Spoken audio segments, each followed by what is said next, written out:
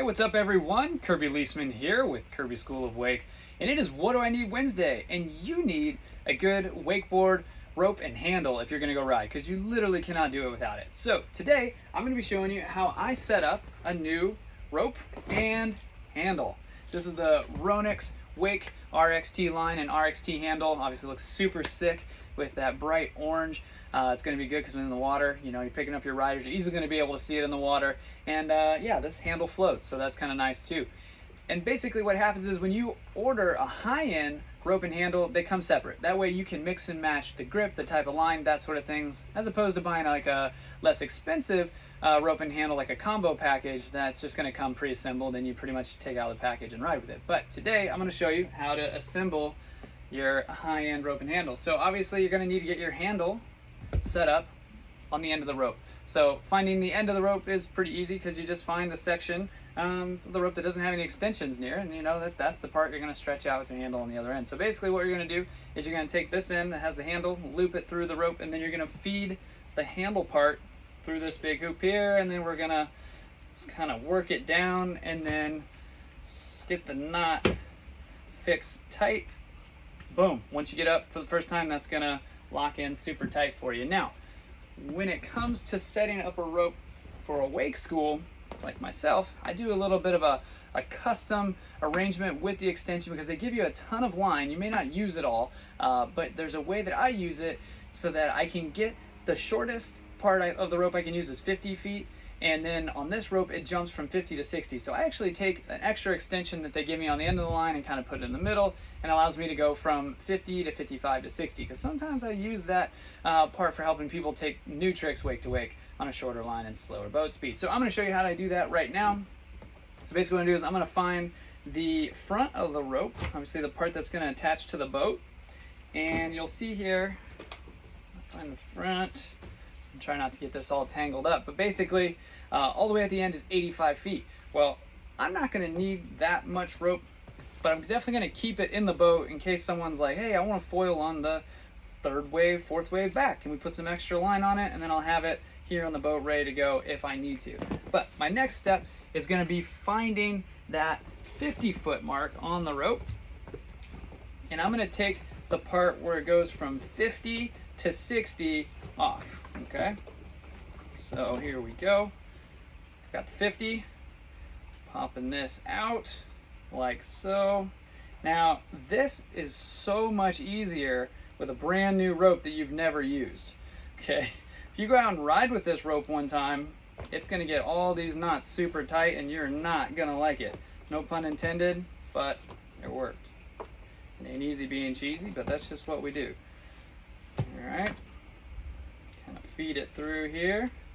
There we go. So now I got my end, my other part here. Got a bit of a mess, but I'm gonna get it cleaned up, I promise. There we go. So now that I've got it disconnected at that 50-foot extension mark, I'm gonna go ahead and peel this 10-foot section out. And I'm actually not gonna use this part of the rope. So there we go. I'm going to set this aside just in case someday I need an extra 10-foot section. And then I'm going to go back to the end of the rope and I'm going to take a 5-foot section off the end. So there's a part that goes from 75 to 80. I'm going to pull that off and I'm going to put it in that other spot. There we go, like so. There it is. So now it's going to say 50 to 80, but I'll know as the operator of the rope what that extension actually means. Go. And you just pull it through and pull it tight like that. Boom. Okay, now, so I've got 50 to 55, so I need another 5-foot extension. And I'm going to use this part over here, which is actually like 2.5 feet and another 2.5 feet. So I'll actually have even more options that way. That's going to take me out to 60. Like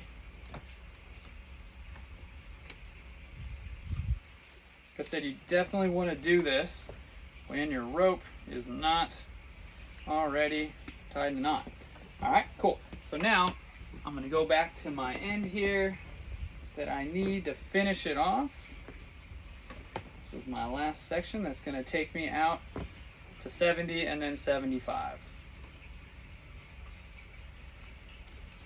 There we go. This is gonna be good.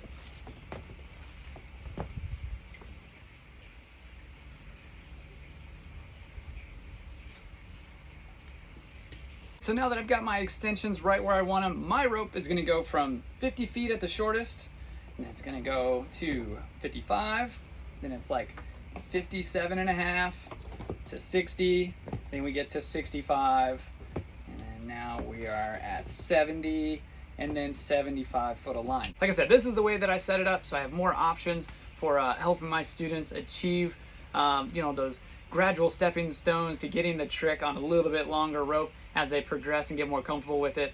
And one last tip I have for you, if you are a competitive wakeboarder, always show up to a contest with the exact amount of rope that you want to give the boat.